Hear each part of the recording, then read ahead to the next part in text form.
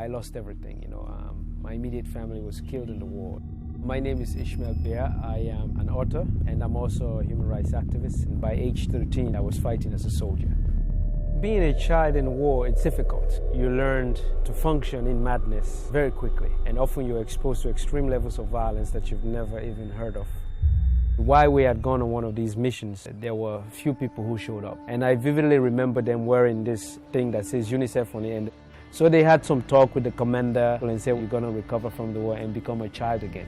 They brought us to a place called Approved School, which became the center that I spent 8 months. It's because of that intervention that took me out of that situation and made other things possible for me. And I thought to myself, what can I do to give back?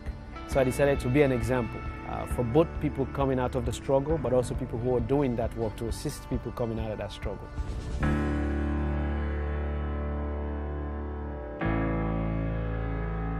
For every child, hope